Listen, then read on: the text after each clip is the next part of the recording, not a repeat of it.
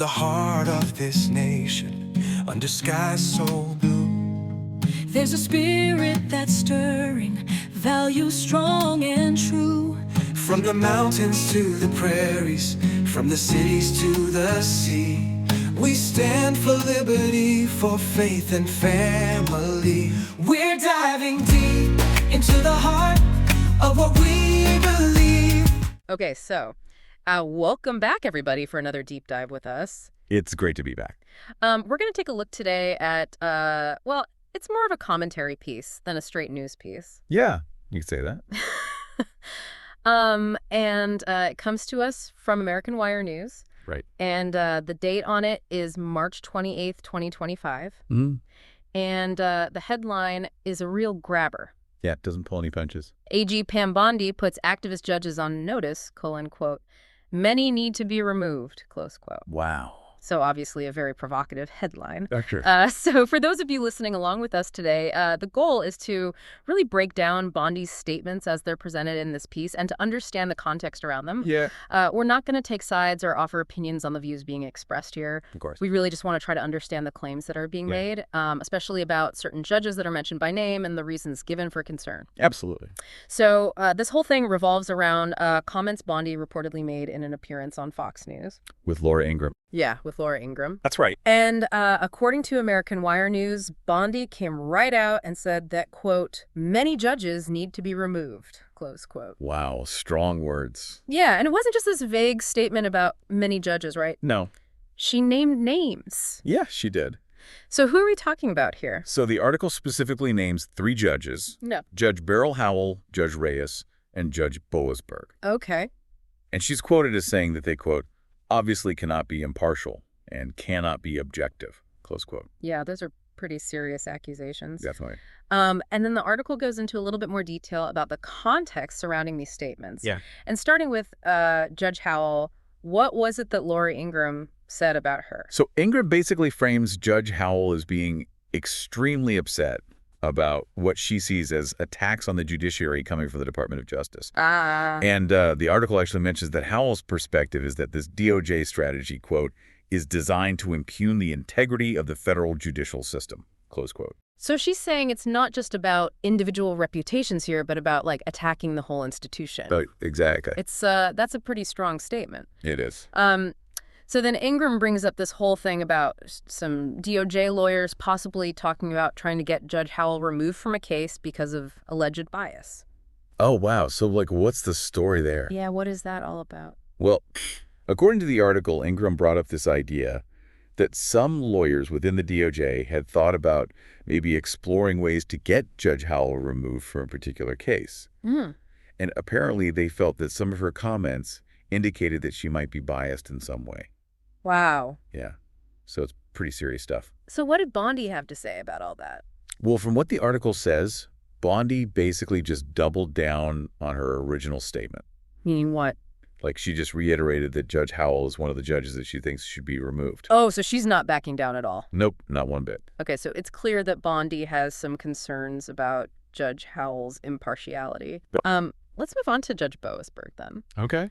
Now, Ingraham brought up a couple different things about him, if I remember correctly. Yeah, that's right. Can you remind me what those were? So basically, Ingraham focused on 2 main points about Judge Boasberg. Okay.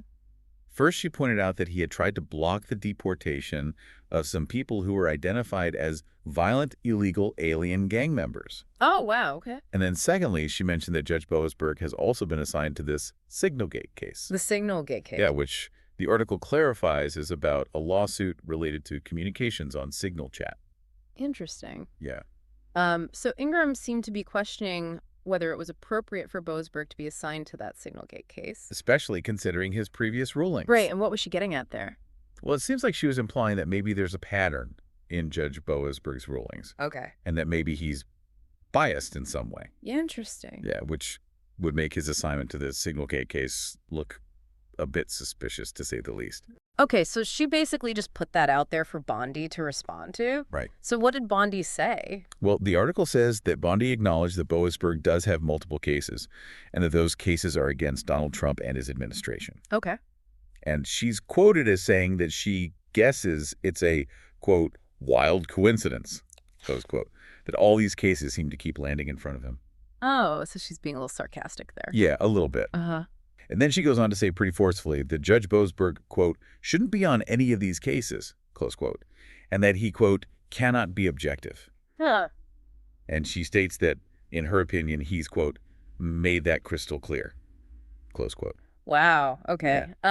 The article also mentions that President Trump weighed in on all this. Oh, really? Yeah. So apparently Laura Ingraham mentioned that Trump called it, quote, disgraceful, close quote, that the same judge who ruled against Bondi in a case about deportations involving Trendy Aragua is now the one assigned to this Signal case. Yeah. So it seems like a pretty big theme here is this idea that there's bias in judicial assignments and rulings. At least in the eyes of Bondi and apparently President Trump. Right. Exactly. Yeah, that's a key takeaway from this article for sure. Uh-huh.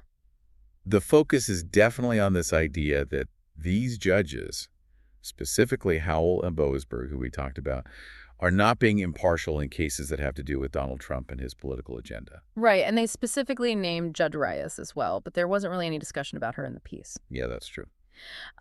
So beyond those specific examples with Howell and Boasberg, the article also mentions some broader concerns that Bondi raised about the judiciary as a whole. Oh, really? Like what kind of concerns? Yeah, so according to the article, Bondi said that these judges are taking what they see as personal attacks to cabinet secretaries.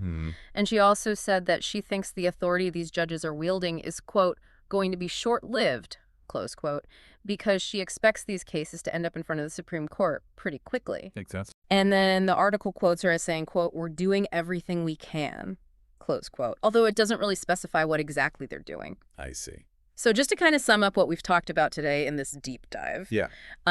We've looked at Attorney General Pam Bondi's statements as they were reported by American Wire News. Right. And in those statements, she named Judges Howell, Reyes, and Boasberg, and basically said they should be removed because they don't seem to be impartial or objective. Especially in matters related to Donald Trump's agenda. Exactly. And we also looked at the context that Laura Ingraham provided about Judge Howell's reaction to those DOJ strategies and about the questions surrounding Judge Boasberg's assignment to those multiple cases. Right. It's definitely a lot to unpack. Yeah, it really is. And we saw how Bondi kind of connected these specific instances to a broader narrative about these judges maybe getting in the way of a political agenda. And exceeding their authority as judges. Right. So this brings us to a point that we really want you to think about. Given the role and responsibilities of judges in our legal system, what are the different perspectives that people might have on these public statements about judicial impartiality and the execution of a political agenda?